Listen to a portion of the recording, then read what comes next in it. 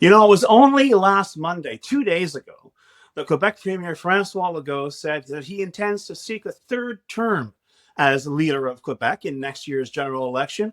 Because why? Because he and the CAQ have work to do, because they want to get the job done.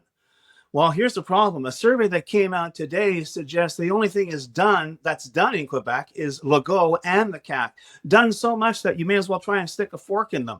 A Leger survey that gauges voter popularity has found that the CAQ has dropped to third place in the standings, polling just 20%. That's 1% behind the Quebec Liberals. Yes, you heard that right. And 13 points behind the PQ, which holds only 5 of the 125 seats in the Quebec National Assembly. Now, you might say, "Wow, this things change. A week is maturity in politics.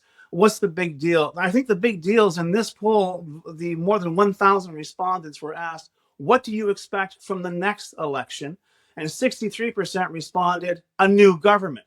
So there's not much wiggle room for any kind of interpretation.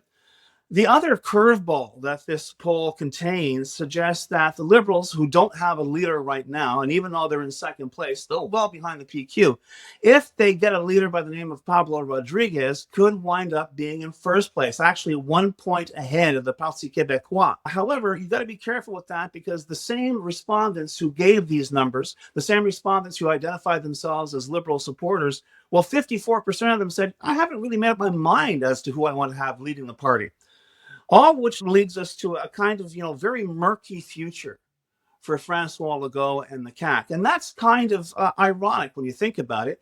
Since 2018, since they came to power, if there's one hallmark for the Coalition Avenir Québec, it's that they run around picking fights with nearly everybody: immigrants, Anglophones, public sector unions, professional associations, hell, even the rest of Canada.